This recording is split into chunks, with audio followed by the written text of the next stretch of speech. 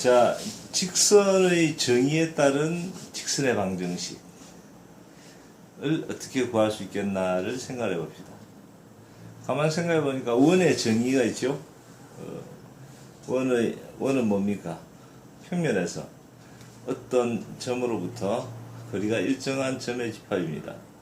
그래서 그런 정의에 따라 우리가 원의 방정식을 구할 수가 있죠. 여기를 중심의 좌표를 A, B라고 하고 반지름 길이를 R이라 하면은 이 원주의 점 임의의 XY에 대해서 이 XY가 성립시키는 식이 바로 원의 방정식이 되죠. 이렇게 이게 이제 이 중심에서 원주의 점까지 거리가 되죠. 이게 R이다 이거지. 그래서 이걸 제곱을 해서 정리를 하면 원의 방정식이 됩니다. 그러면 직선은 어떤 정의를 갖고 있습니까? 가만히 생각해 보니까 직선은 정의가 없죠. 그 직감적인 그런 도형이라고 생각할 수 있습니다. 점은 정의를 할 수도 있는데 그게 정의라고 못할 수도 있습니다. 점은 뭐냐? 점은 크기가 없는 도형입니다. 크기가 없는. 점은 길이도 넓이도 부피도 없죠. 이제 그게 없는데 이제 결국 이제 도형이란 말 속에서 이제 점을 담게 되는 거죠. 도형이라 그러면 점이 점선면 우리가 크게 점선면 뭐 입체 이런 것이 있을 텐데 어쨌든 그런 종류 중에서 유일하게 크기가 없다 뭐 그런 의미인 것 같아요. 그래서 사실 정의 아닌 정의죠. 그럼 직선은 뭡니까? 직선. 직선의 정의가 있나 모르겠는데 직선 뭐라고 해야 될까요?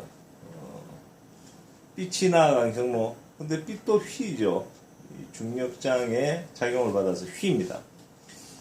태양 주변을 오는 빛도 일정한 각도만큼 휘입니다. 그래서 태양 뒤쪽에 적절한 위치에 어떤 천체가 있다면 그 천체를 만약에 우리가 태양이 있음에도 불구하고 관측할 수 있다면, 예를 들어서 개기일식 같은 경우에는 태양이 가리니까 태양 주위가 보이죠. 코로나도 잘 보이는데 어쨌든 그럴 때 중력렌즈 현상이라고 그러죠. 오면서 빛이 휘어서 하나의 어떤 항성이 둘로 보이는 거죠. 태양 뒤에 저 멀리서 가려져 있는 그런 이제 항성이 있다 칠 때 그게 이제 태양을 통과하면서 이렇게 둘로 나뉘어서 보이는 거죠. 똑같은 건데 이제 둘로 보이는 겁니다. 그러니까 뭐 최단거리다, 빛이 나간 경로다, 뭐 여러 가지로 정의를 시도를 해볼 수는 있는데 다 모든 사람을 만족시킬 수 있는 그런 표현은 아니죠. 그러니까 직선에 대한 정의가 없을 수도 있습니다.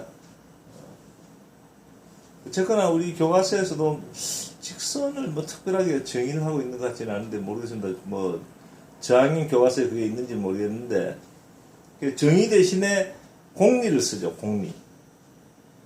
직선에 관한 그런 평면 도형에서 이제 공리 중에서 두 점을 지나는 직선은 하나뿐이다. 그런 공리가 있죠.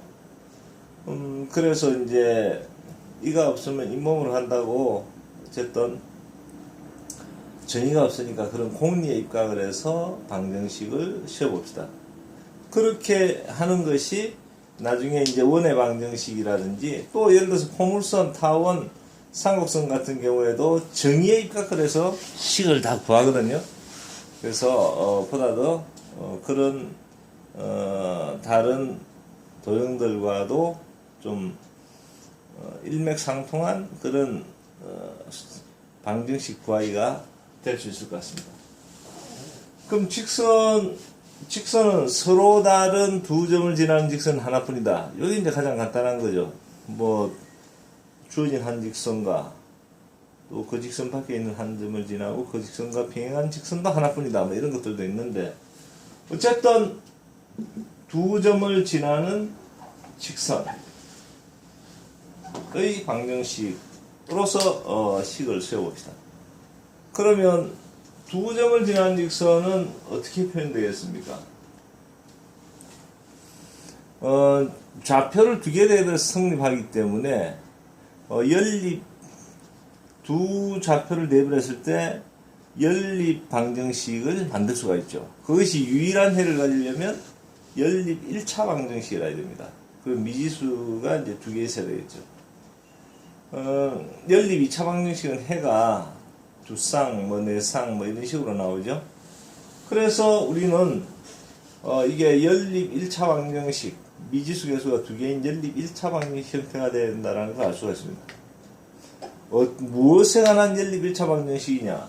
개수에 관한 거죠. 그러니까 x의 개수가 있고 y의 개수가 있고, 상수항은 뭐냐? 상수항은 있어도 그 비례식에 의해서 결정되기 때문에 별도의 독립적인 변수를 할 수는 없습니다. 그러니까 이렇게 이제 표현이 되는 거죠. 이렇게 서로 다른 두 점을 지나는 직선의 방정식이 이렇게 표현이 되는 겁니다.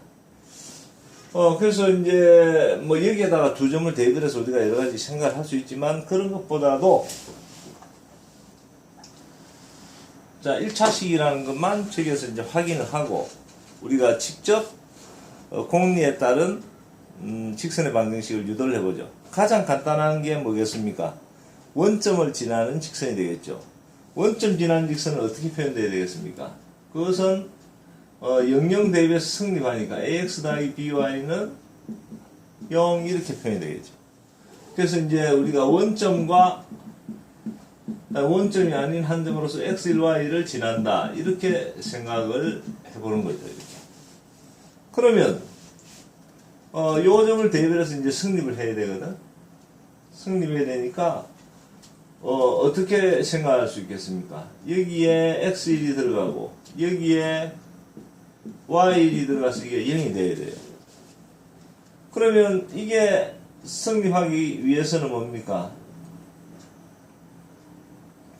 여기에다가 x1을 주고 b를 x1을 마이너스 x를 주고 여기를 y1로 준다면 a를 y1 여기 b를 마이너스 x1로 이렇게 준다면, 이렇게 할까요? 그렇게 한다면 이게 원점도 지나고 점 x1, y1도 지난다는 걸 알 수가 있죠. 그래서 우리가 이렇게 쓰는 거죠. 이렇게 y1x 플러스 마이너스 x1 y는 0 이렇게. 왜 이런 표현을 쓰냐? 우리가 직선의 방정식을 우리가 학교에서 배울 때 어떻게 합니까? 기울기가 있는 것과 없는 것으로 나누어서 구합니다. 기울기가 있는 것은 어떻게 됩니까? y는 mx 플러스 n 이런 꼴이죠. 그리고 기울기가 없는 건 x는 x1 이런 꼴이에요. 두 점을 지나는 직선의 방정식 같은 경우에는 기울기가 있는 꼴은 직선에 있는 두 점의 x좌표가 서로 다른 두 점의 x좌표가 달라요. 그래서 이런 걸 우리가 y는 mx 플러스 n 이렇게 해서 기울기와 y절편을 구해서 이렇게 다루게 되죠. 근데 그것하고 기울기가 없는 꼴 x는 x1하고 이 접근법이 너무 이질적입니다. 통일되어서 인식되지 못하는 거죠. 그리고 그렇게 직선의 방정식을 구하는 것과 나중에 나오는 원의 방정식을 구하는 것이 또 일치하지가 않습니다. 그래서 이제 이런 방법을 택한다는 거죠. 자, 이렇게 하면은 우리가 기울기가 없는 직선, 이것은 이제 그 y축과 평행한 직선인데, 그 직선식은 이런 꼴로 나타낼 수가 없죠. 이런 꼴로. 그래서 그런 모든 직선을 같이 나타낼 수 있는 방법으로서 이런 방법을 생각하는 겁니다. 그러면 두 점, 서로 다른 두 점이 이제 일반적으로 주어질 때는 어떻게 하면 되는가? 그것은 평행이동을 이용을 하면 될 겁니다. 그러니까 그래서 이런 사실을 조금 염두에 두고서 생각을 해보면, x축이고 y축이에요. 이렇게. 그래서 여기가 x1, y1이고 여기가 x2, y2단 말입니다. 그래서 이 두 점을 지나는 직선이다 그러면 이걸 평행이동 시키는 겁니다. 평행이동 시켜서 어디 이제 한 점이 원점이 어디로 이렇게 평행이동 시켜야 돼요.